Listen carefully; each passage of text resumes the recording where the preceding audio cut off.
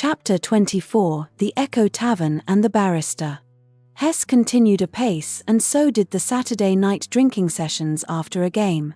If it was quiet in the Elizabeth pub, we often headed to the Echo Tavern just around the corner, opposite the grand facade of Leeds Town Hall with its resting lions and columns of rising Greek architecture. They've draped the sculpture now in netting to stop the pigeons shitting all over it. The pub was the frequent haunt of professional Leeds Rugby players as well as barristers, lawyers, and other people of the law, as the courts were nearby. The doctor would sit in his tavern chair and take the piss out of anybody walking in. Most of the time he'd do it with subtlety, but when he was roused in mind and wit with alcohol, he would become louder, which drew attention to us. Vellication of the face is how he described one poor bugger coming into the Echo Tavern. The man's right eye was swollen as he cast a hurting face towards us. No doubt he had called in for a pint on his way home from the Leeds General Infirmary. His face and head were all wrapped in swathes of bandage, and when he twitched the whole lot shuffled on his head. The rugby players who drank there were all over 6 foot and packed with equal amounts of muscle. Too much of a match for the doctor, but he had wit, and after a drink was wont to use it against the brawn. He'd become a little loud in his comments, and a small group of packed muscle had noticed and began to realize what was happening, especially as Wayne spluttered with laughter and others were laughing too at the doctor's comments. You can imagine a geeky, glasses-faced brummie laughing out loud in a Leeds pub and glaring faces becoming inflamed, blood boiling, and you immediately get a sense of the danger all of us faced without actually knowing it. We were stationed in a small room, just off the edge of the bar, but within earshot, and it was Mark, always acute to danger, who noticed the first signs when returning from the bar. "Someone's going to get it, Karl. Tell him to shut up."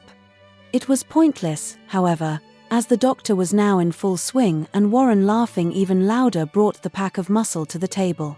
I had a flashback to those vile London gangsters I once met. Broken noses, broken necks, crushed backs were expected in that moment of fight-or-flight syndrome. Flight was preferable, and as there was no question of fighting these brutes, escape was the only option, and especially so when Paul was told to shut his jaw-fucking face up. They were going straight for the doctor, whose face, normally of a pallid color because of the smoking and ill-eating, became extremely white, and if it wasn't for his black bundle of wiry hair, you'd have thought him an albino at that moment. I stood up. I don't know what for, I haven't got a clue, but a very large hand, shoved me backwards, and this was one of those moments when fortune comes to visit. I fell onto a barrister, who slipped his glass of gin, or whatever he was sipping, and it went all over the woman next to him.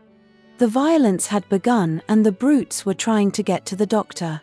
The barrister, in a clinical pinstriped suit, although overweight, jumped up with ease and stationed himself between compact muscle intending violence and the doctor and us.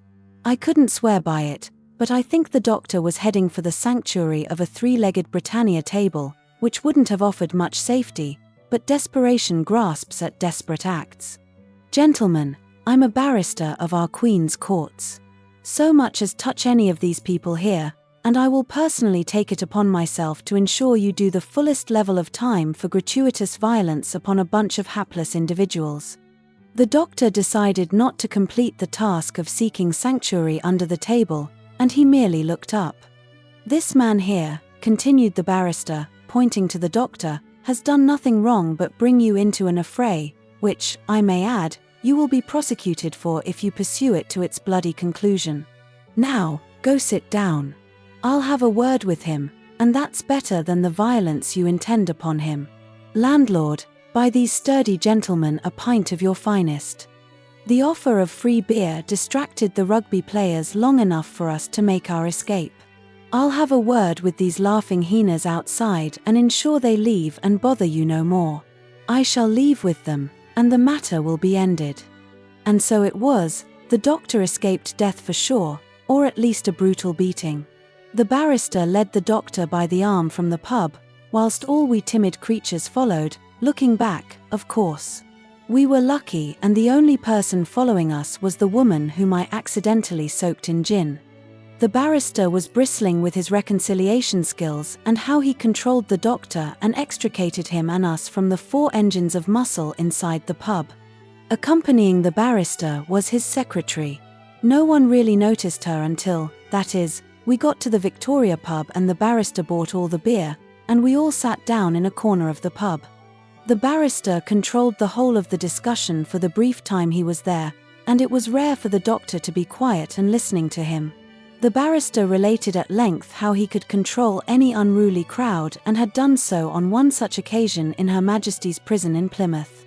I don't know if the tale was true or not, but he was convincing, and you should always give the benefit of belief to truth over lies.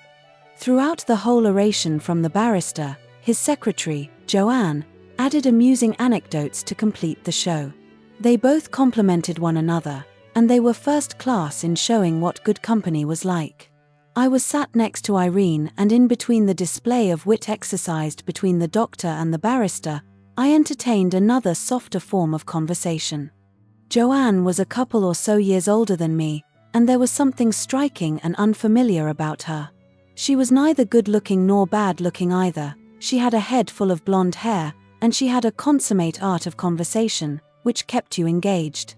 When she rose to go to the toilet, all the chess players' eyes were looking at the legs and arse of such a woman. "Ask her out, Karl. Go on," urged Mark. There are some individuals who can pull the women or men, whichever the gender case may be, and they don't even have to try, but for the vast majority of loveless souls you have to entertain within your own expectations. My expectations had always had a smack of realist reasoning, and I knew what was achievable and what was not, and Joanne was somehow above this, but I thought, what the hell, nothing can be lost.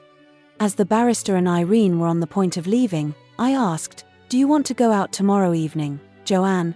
thinking the best I'd receive was, "Thanks, Karl, for asking, but I've something else on." "Yes.